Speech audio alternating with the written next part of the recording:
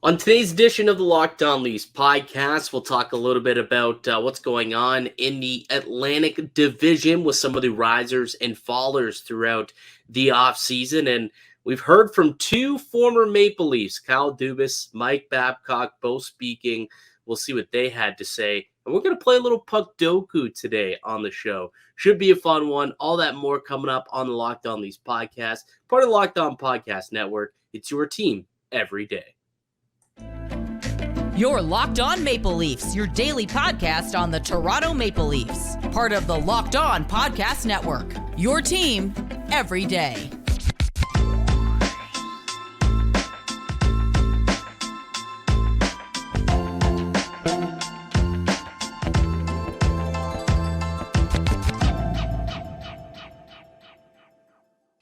Hello and welcome into the Locked On Leafs podcast, a daily Maple Leaf-centric podcast hosted by myself, Mike DiStefano, and my co-host, Dave Morassutti. What's going on, pal? How's your Friday going?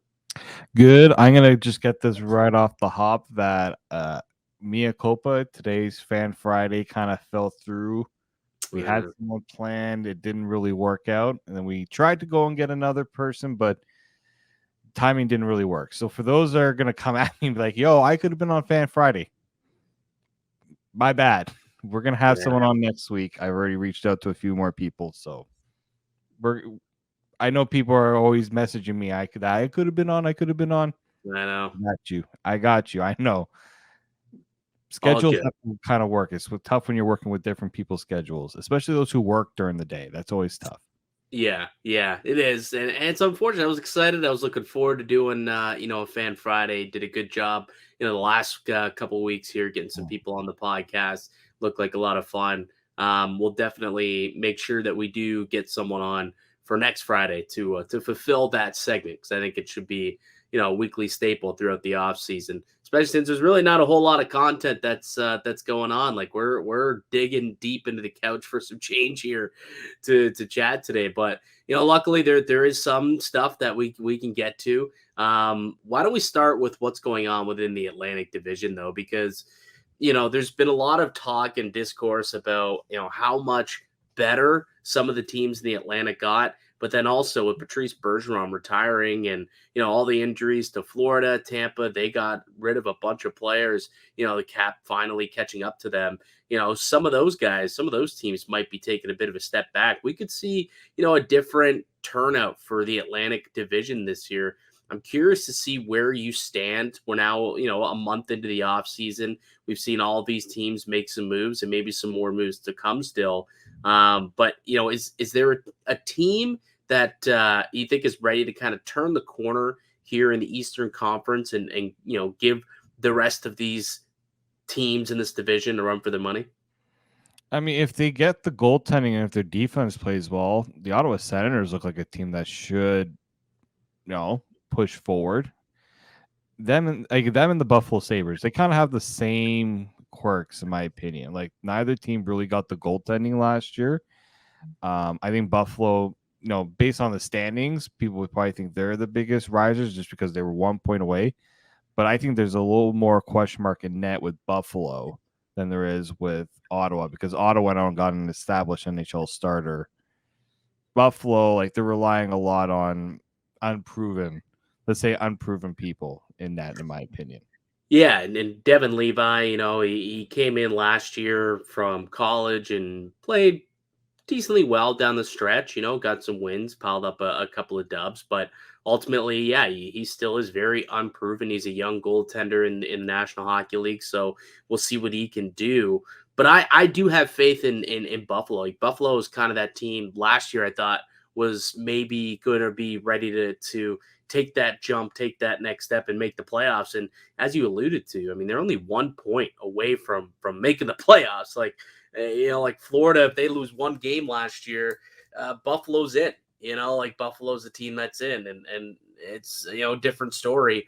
Obviously, we know what ended up happening, but I think that this could be the season that they get it done, right? I think that you look at this Buffalo squad, and I like what they got up front. I think that Dylan Cousins has really turned into quite the player. Alex Tuck is outstanding. And then obviously, Tage Thompson, the second best scorer out of Arizona, next to our guy, Austin Matthews. Like, this kid's just a beast, and he just keeps growing and getting better and better and better.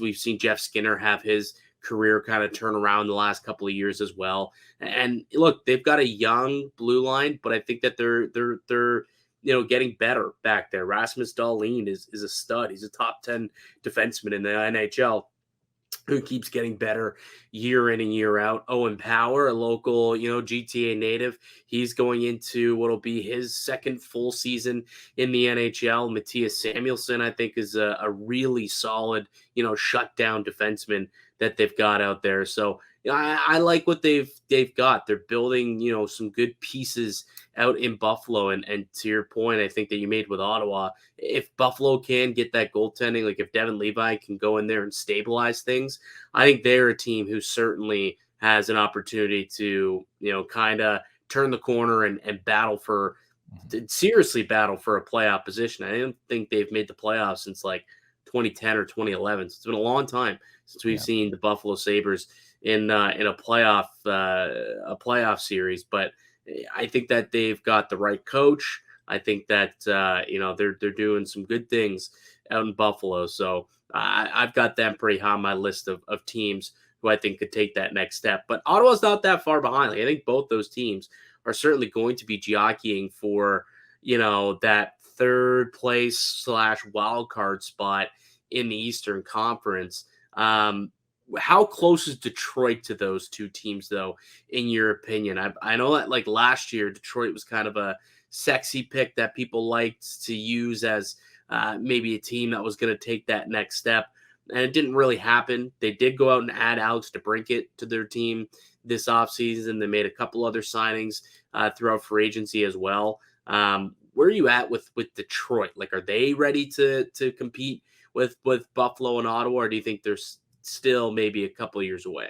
Yeah, I still think they're a couple of years away. Like they're like, Detroit just makes a lot of signs, a lot of moves, and it's just like, does it really make them better, or does it kind of keep them on the same path, right, that they're kind of on? Like, I think they're hoping that some of the younger players that they have drafted do take that next step, and that's, I think, what's going to be the difference of if they can actually be competitive. Like, I don't think, like, the signings they've made, like, other than the DeBrincat trade, like, none of the signings really caught me as like, oh yeah, this team's ready to be contend for a playoff spot. And even their goaltending. You don't think Justin Hall's a difference maker on that blue line? Yeah, he'll be a difference maker for the Leafs when they play against them, so they can score a few more goals on him.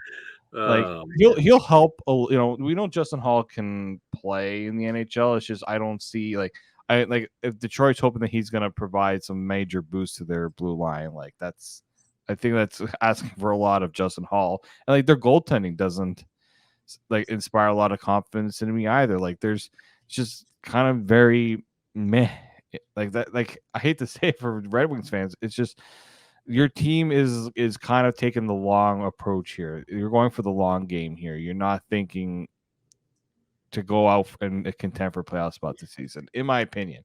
I don't think it's the right season for them to do it. I think the Atlantic Division is too stacked to really do it. Give yourself a chance to let some of these younger guys develop a little bit more and be ready for when these Atlantic Division teams, because it's going to come where some of these Atlantic Division teams are not going to be able to maintain what they're doing. Boston, they're getting older. Guys are retiring. Tampa, the miles on them, and some of the guys are kind of falling off a little bit. So you kind of have to pick your position of when you want to take that, chance to really go for it. I don't think it's right now for Detroit. Yeah, but it is weird just because you look at their last two, like, free agent periods. They've really gone out and they've added a lot in the last couple of years. Even like this year, I mean, they signed Shane Gostisbehere to a contract. They signed JT Compher to that 5-year deal. You know who I forgot about that they signed along with Justin Hall? They also signed former Maple Leaf James Reimer to a 1-year deal. I totally forgot that happened. And Alex Lyon, the Lion King, is in Detroit. So they've got, a couple of guys who they think, maybe we can try and chuck them into the net. Maybe it'll work. Daniel Sprong, too, signed a 1-year deal with the Red Wings as well. So, they signed a couple of guys, but ultimately I'm with you. I think that their, draft picks haven't quite turned out to be, studs yet. We know what happened with Philip Zadina and him getting bought out. Well, not bought out, actually, just flat out released, which is an interesting situation. But yeah, I think they're still probably a year or two away. I'm glad you brought up some of the teams that you think are going to fall off, because on the other side, we'll chat about, who have been the beasts in the Atlantic over the last few seasons. Obviously, you got the Maple Leafs here in Toronto, Boston, Tampa. Those have always been the three teams the last few years that have been battling. Florida last year got themselves into the mix. So why don't we take a quick break? When we get back, we'll chat about those teams and see if any of those teams will fall off this upcoming season. So we'll get to that in just a moment. But first, let me tell you guys about one of today's show sponsors. Of course, it's our pals over at FanDuel. Take your first swing at betting MLB on FanDuel and get 10 times your first bet amount in bonus bets up to $200. That's right, just bet $20 and you'll land $200 in bonus bets, win or lose. That's $200 you can spend betting everything from the money line to the over-under. So who do you think is going to get the first home run? All in an app that's safe, secure, and super easy to use. Plus, when you win, you get paid instantly. There's no better place to bet on MLB than on FanDuel. It's America's #1 sportsbook. So sign up today and visit FanDuel.com/lockedon to get up to $200 in bonus bets. That's FanDuel.com/lockedon. FanDuel, official partner of Major League Baseball and the Locked On Network. Welcome back into the Locked On Leafs podcast. I'm Mike DiStefano with Dave Morassutti. We are a daily Maple Leafs-centric podcast. Well, we're down to 3 days a week through the offseason. We'll get back to 5 days a week once we get back into the swing of things when training camp starts back up. And just a reminder, you can find our podcast wherever you find podcasts, the audio form, if you want to take us on the go. Also, we're available on YouTube. Go ahead, hit subscribe, leave a like and a comment down below as well. Let us know who you think are the risers and fallers within the Atlantic Division, and where the Leafs stand at this point in the Atlantic. We'll get to that conversation right now, Dave.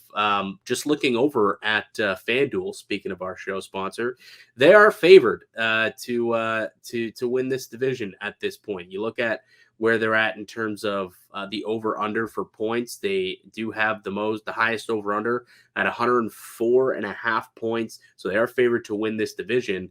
Do you think this is the year that they can take the Eastern Conference or take the Atlantic Division? Still undecided. I'm. What do you hung up on? Why not? It's just the Atlantic Division can be so unpredictable. Like, I didn't think Boston was going to go on the tear that they did last year. Like, dude, I don't think anyone did. Right? Like, something like that when it comes, and some teams now, like with the way that they're approaching the regular season, some teams are just like, we're going to get ourselves ready for the playoffs. Now, some teams have to actually get there themselves.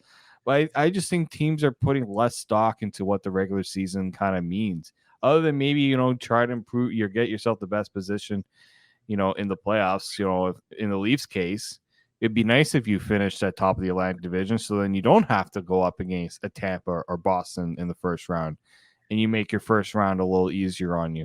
Like, to me, it just feels like a lot of teams, when you look at it, are not putting stock into finishing at the top of their division. They really want to make sure that they're good, they're ready, their players are primed for a playoff run.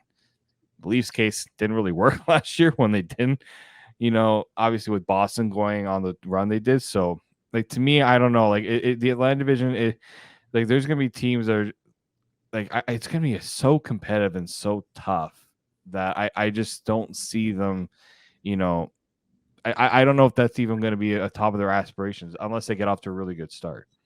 Oh, I think it will be. Win the division's gotta. I think it definitely will be, because to your point, you don't want to have to play, one of those top teams in that 2-3, realm, right? Like they've been there for years now, like just so many years. Just the easiest way to try and get out of the first round, which I know they did last year. So maybe that's not even going to be, in a problem going forward? Like, will that be a conversation? The fact that they actually did get through and won around, like now, is that even going to be the big question? I don't know. Well, I guess we'll find out when we get there.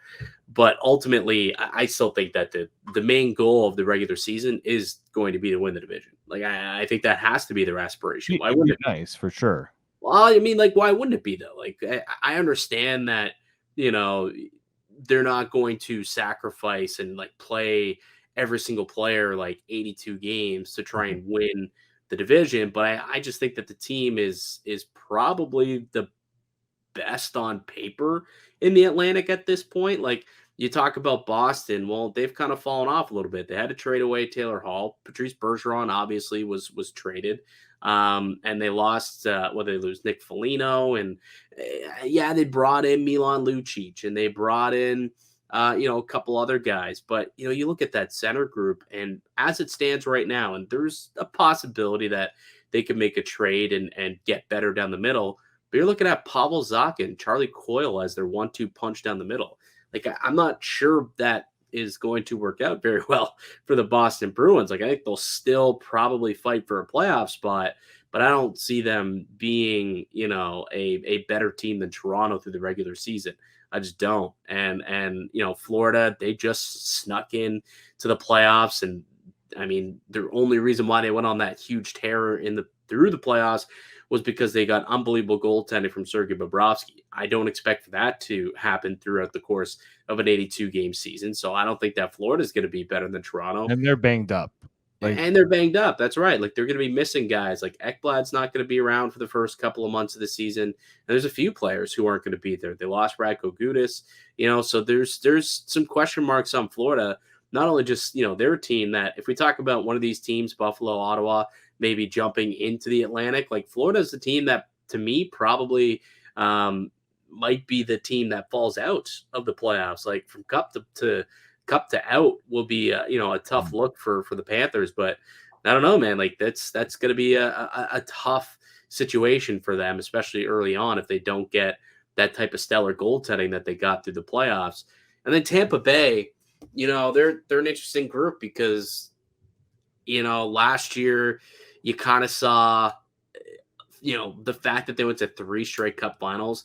You saw them kind of get tired, and it all caught up to them in that last year during the season, and then even in the playoffs. So Tampa's a team. I'll be curious to see what they do. To me, they're the biggest threat to Toronto when it comes to the division. Like, they still do have Kucherov. They still got Victor Hedman, Vasilevsky, Stamkos, Point. Like, they're still a very good team. Now, they've lost some pieces, right? They had to trade away Ross Colton. They had to let Alex Killorn walk via free agency. And that's, just a couple of the hits that they've taken that are starting to add up over the years. We saw how that worked out for Chicago. They won their cups, and then every year they kind of had to lose guys, and eventually it catches up to you. Is this going to start to catch up to Tampa, or is a full offseason going to allow some of these guys to kind of reset? And will they still be, as big of a juggernaut next season?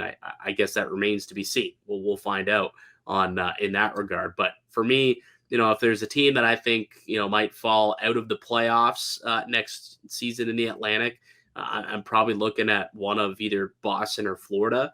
And then, to take their place would be one of Buffalo or Ottawa. Yeah, I just think, with Tampa, I can never count them out just because of, and John Cooper, like, he's going to coach that team, I think, like, as he always does. He's going to find ways to get the most out of that group without overextending some of the guys. I mean, it didn't work last year with injuries and stuff, but I think John Cooper is a big factor there. And with Boston, you see the players they lost and who they replaced them with, and doesn't really make me overly high on Boston. Like, Bergeron's replacement likely is Pavel Zacha. Like, Zacha's not a bad player, but he's not a Patrice Bergeron, right? Right. So things like that make me also wonder, is this could make the Leafs, a better chance at finishing first. But again, we're talking about the teams that are on the rise. They're the ones that gave the Leafs some troubles last year too. Ottawa, being one of those teams. Buff, like you got to be better in your division if you want to sit atop the Atlantic. And so if they don't win against those teams, that's gonna be a problem too. Tell that to the Blue Jays also. Yeah, They also need to be better in their division. They had a tough set against the Red Sox this weekend. Did I read this correctly the other day? Are they still winless against the Sox this year? I think they have one win. I think aren't they like one or like one? Maybe one. They have 2 wins combined against Baltimore and Boston. That's just wild. So yeah, they shout out to Locked On Blue Jays too. Like if you're not listening to Locked On Blue Jays, like I feel so bad for them right now because they're trying to be in some way optimistic about this team, and it's just not. Dude, they're like 5-23 against their division, but have a real solid record against everyone else. Yeah, like 55-30 against the rest of MLB. It's insane. If they just only didn't have to play the juggernaut division. But hey, that's both the Leafs and the Jays have to deal with tough divisions, and both of which have aspirations to win their division. And we'll see. The Jays, they're what, like 6 or so games behind, I think, from the division lead. There's still some time for them to catch up, and I think Toronto will open the season as the favorite. I think rightly so, and hopefully they can win the division. They haven't done it. Well, they did in the Canadian division year. That we put an asterisk on that, obviously. Yeah. They haven't won the Atlantic in quite some time. So I think for a team that gets praised for their, being a great regular season team, there's not a whole lot of banners that they've been able to win throughout the regular season either. So maybe they can win themselves a division banner to put up in Scotiabank Arena this season. All right, let's take a quick break. When we come back, Kyle Dubas has spoken on who will be the next GM in Pittsburgh. Yeah, well, it's not something that surprised me. We'll say that. And Mike Babcock also had some comments about his tenure in Toronto. We'll get to that. We'll play a Puckdoku, today's Puckdoku. So spoiler alert, if you haven't done it yet, we're going to do it live here on the pod. So that's all coming up on the other side. I'm Mike DiStefano with Dave Morassutti. You're listening to the Locked On Leafs podcast, part of the Locked On Podcast Network. It's your team every day. Welcome back into the Locked On Leafs podcast. I'm Mike DiStefano with Dave Morassutti. I'd like to thank everyone for listening along today on the show. If you've enjoyed it and it's your first time checking out Locked On Leafs, hopefully you subscribe to us wherever you get your podcasts from. Also, we are on YouTube as well. I would really appreciate if you guys subscribed and left a comment, your thoughts on today's show down below. That'd be really, really appreciative. All right, Dave. So Kyle Dubas, we all know what happened 2 months ago. Decided, he didn't want to be the general manager of the Toronto Maple Leafs anymore, and then had some sort of a change in heart, wanted to be, but by then Shanahan was like, "Nah, I've moved on."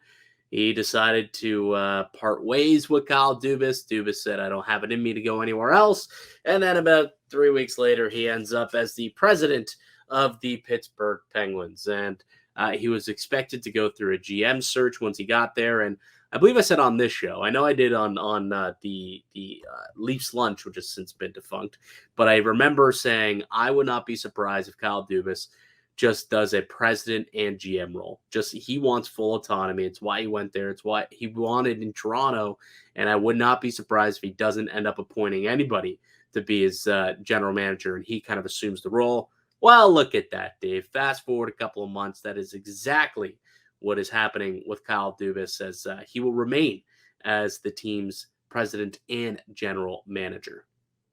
Yeah, it's one of the things reportedly he wanted when he was in Toronto was to streamline the hockey ops decision-making process. And it doesn't surprise me that all of a sudden now he's just like, yeah, I'm just going to give myself all the control to do everything, right? So, I'm part of me also wonders, was there someone that he wanted to bring over to Pittsburgh that wasn't made available to, right? Like a lot of people were wondering who from the Leafs was he going to snatch up. Didn't really snatch anyone up. Like all 9 different assistant general managers that the Leafs have, all been retained. Like everyone was worried about Brandon Brittam, and he's still here. Like I think maybe that was a reason too, but I also think Dubas just wants that full autonomy to do everything he needs to do without anyone, without going through anyone or trying to, just have all the ability to say, I'm going to make the final decision on everything. Curious to see what FanDuel has their over under at this year. 96.5 points is what their over under is currently. You think that's high? 96.5? I think so. Like when you look at what Pittsburgh did this offseason, like how much has really changed, right? Like they brought Jari back at more money than I would have given him. They brought in, they made some additional. They brought in, like when you look at what they did, nothing screams to me like Noel Acciari is a decent addition, but he's not gonna make that team all of a sudden a playoff team. Like I don't think they're relying a lot on Crosby, Malkin. I mean, look, it changes if they get Erik Karlsson. I will say that if they get Erik Karlsson, I like their chances more just because that's someone that's going to help. Erik Karlsson is going to help the Penguins. Like I know that some people are really down on Karlsson, but I think with Pittsburgh, they could make it work. So they brought in Noel Acciari. That's right. He signed a 3-year deal with Pittsburgh. Ryan Graves. So they added to the blue line, picking up Graves, 6 years, $27 million. And then, Jari, they picked up Lars Eller.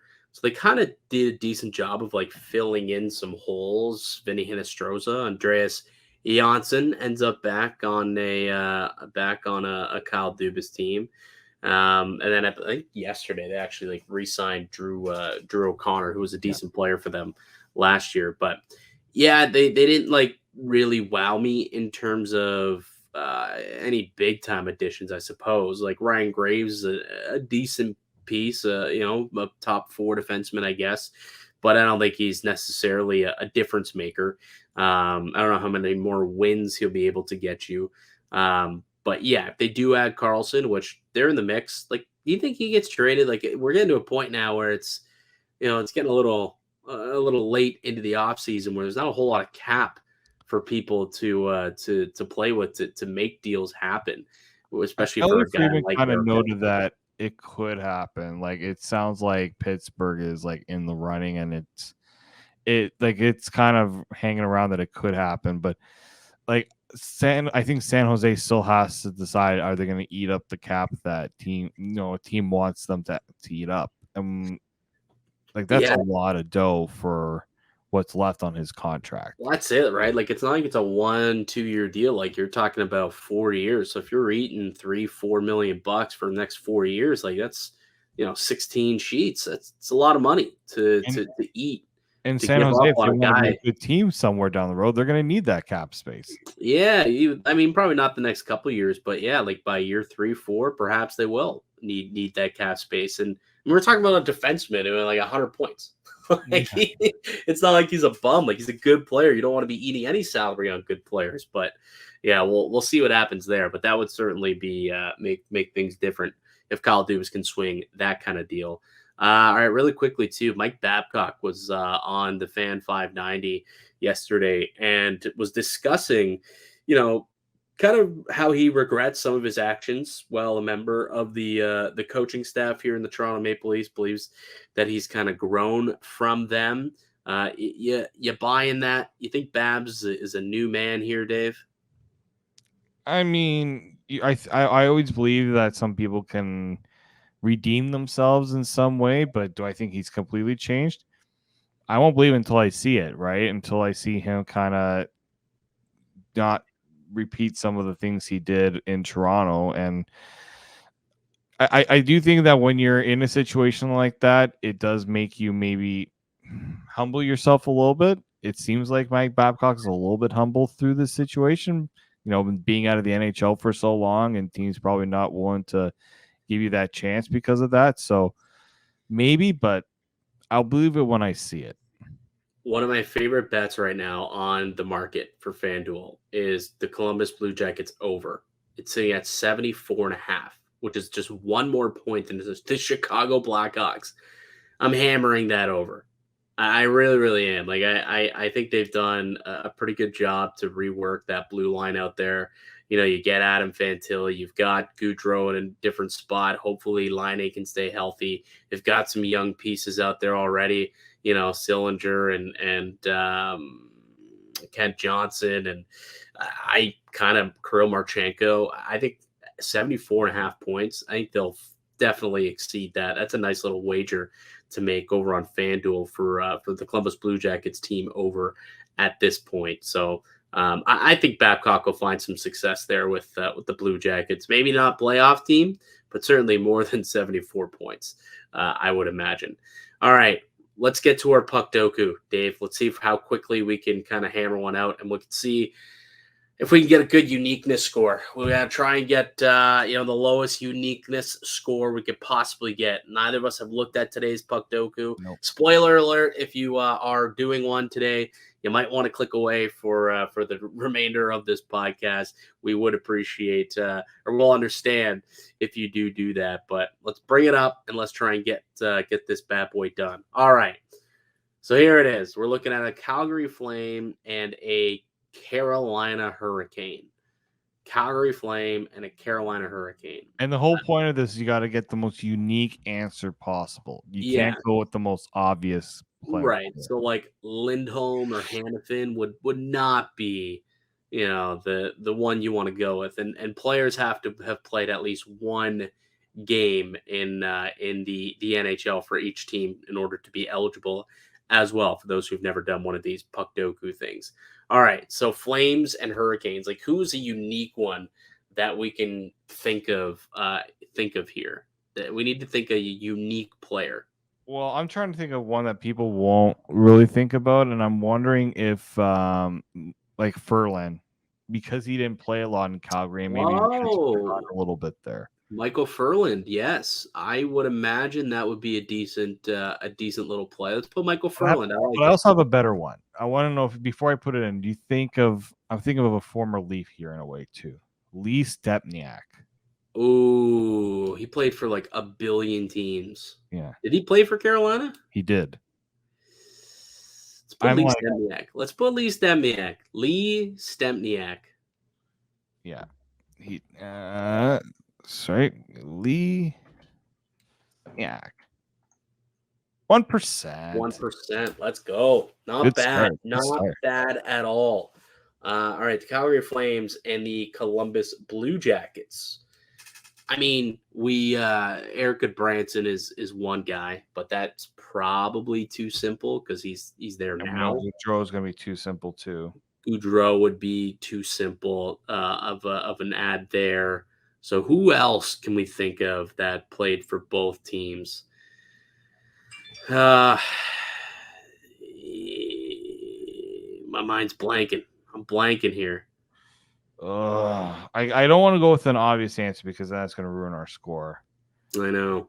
Okay, let's come back to that one. All right, let's go to the Edmonton Oilers. Eric Cole.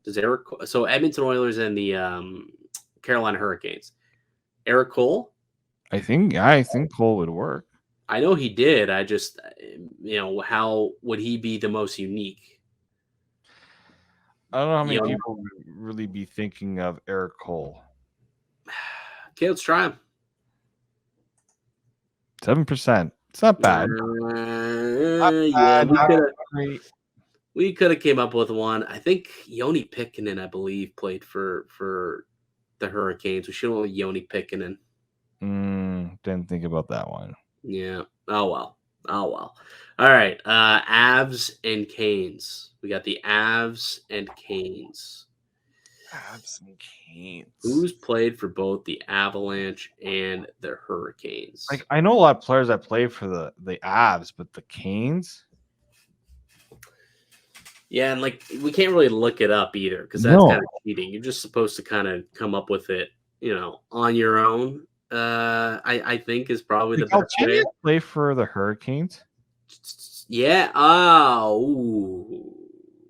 He was a Hurricane for like a day, if I recall correctly. Ooh. Yeah, because the problem.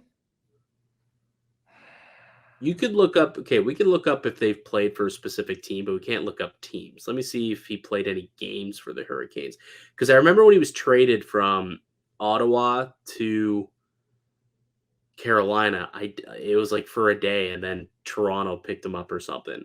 Yeah, They played for the Marlies, then played for Toronto, but he never actually played any games for Carolina. nope. I got that. I know someone. You brought up Toronto.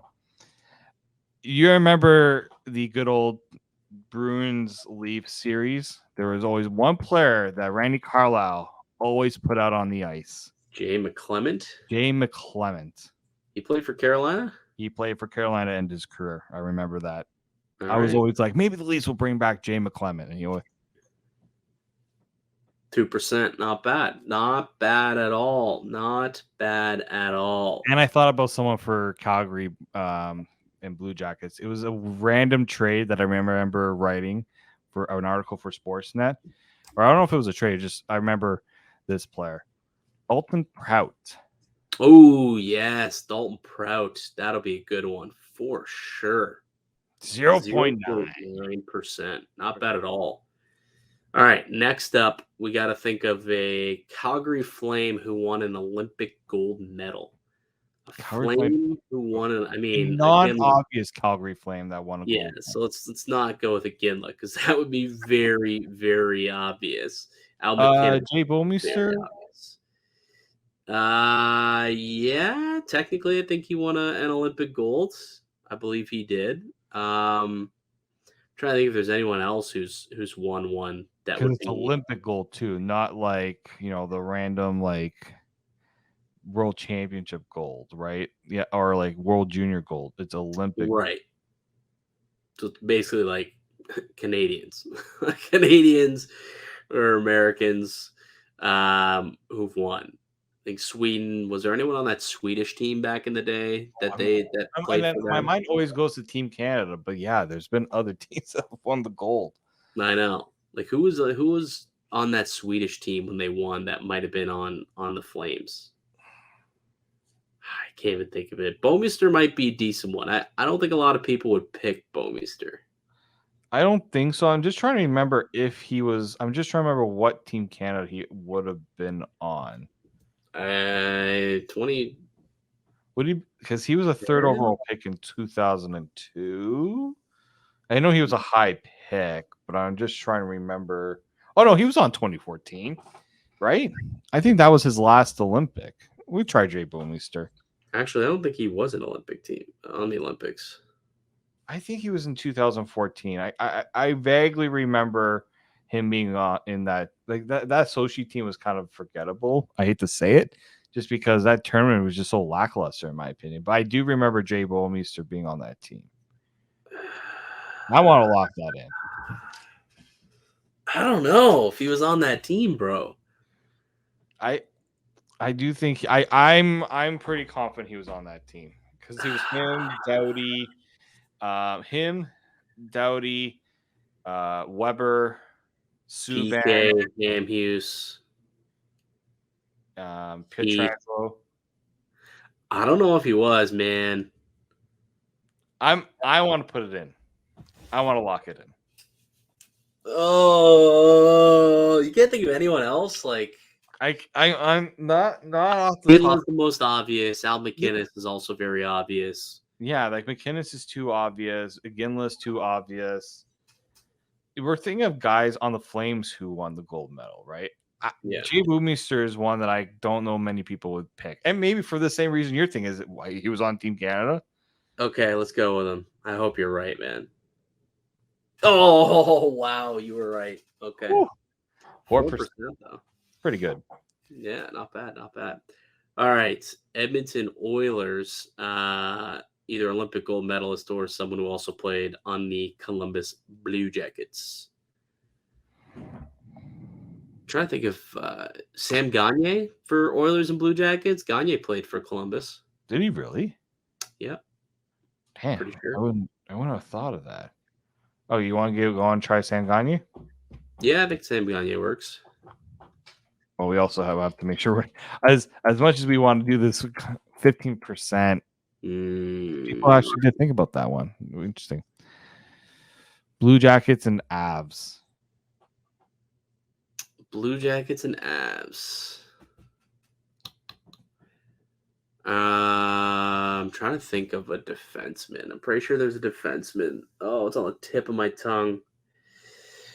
That did play for both teams. I think Jack Johnson might have played for the Blue Jackets. When he did. He did. He was definitely with the Blue Jackets. Oh, wait. Adam Foote would have played for both, didn't he? Yeah, but that's obvious, no? Is it more obvious than like Nick Holden? I think Nick Holden would probably be less obvious, yes, I would say, than Adam Foote. 100%.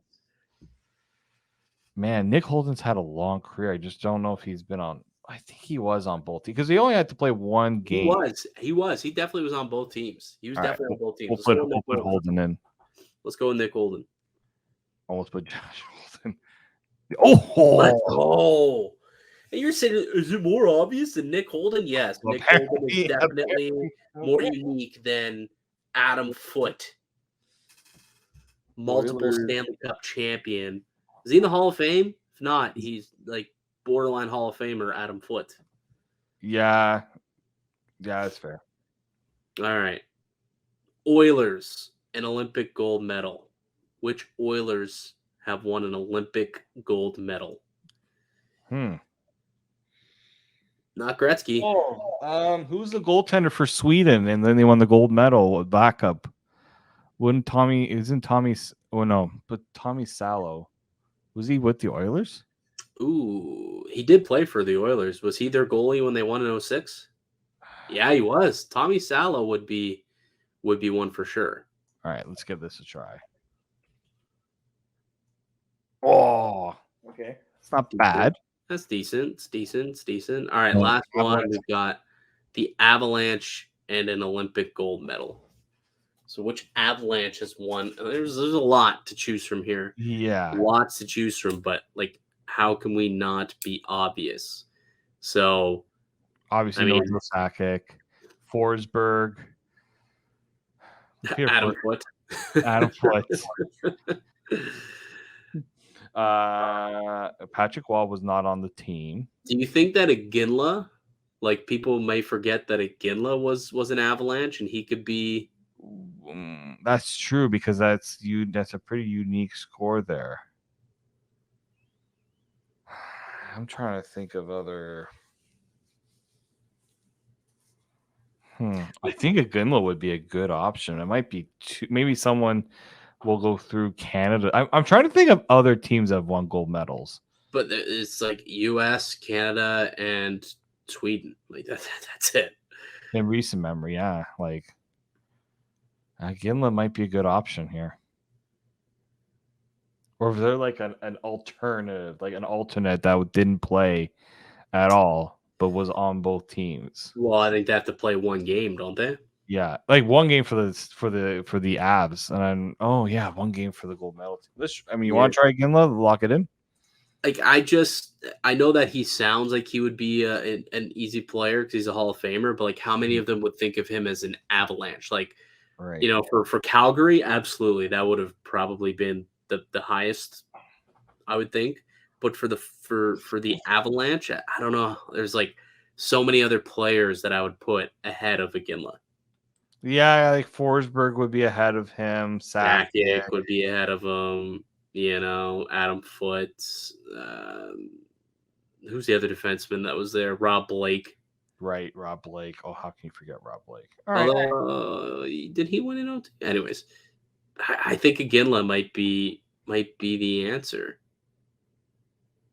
Uniqueness was 35. That's not great. What percentage was Iginla? 2% though. I think 2%. It was the Sam Gagner one took us a little over. Yeah. Sam Gagner wasn't. That wasn't the one we wanted there. That one was definitely a little too aggressive. Although the other ones were pretty good in my opinion. They're not bad. Yeah, they're not bad. I think Eric Cole a little high, Sam Gagner a little high, but outside of that, I think we did okay. Yeah. Let us know down below if you did better than us. You probably did on Puckdoku, but yeah, send us. You can't send us screenshots in the comments on YouTube, but you can. I think you can do it in the community tab on YouTube. But let either us that know. or join the Discord and let us know on Discord. We'll put the Discord link in the comments section down below, or in the show notes and description down below. Or if you're listening on iTunes or on Spotify, wherever you get your podcast from. But that'll do it for us here today on the show. I'd like to thank you all for listening and supporting the show. You can subscribe to the Locked On Leafs podcast on all podcast platforms and receive daily Leafs content. Follow myself on Twitter at Mickey_Canuck. Follow Dave at D_Morassutti. Follow the show as well at Locked On Leafs. Go ahead, leave a like and a comment down below if you enjoyed what we had to say today, or if you hated what we had to say. Let us know. Also, flame away, if you will, in the comment section. We'll be back with another episode on Monday. Enjoy the weekend, folks. Until then, keep it locked right here on Locked On Leafs.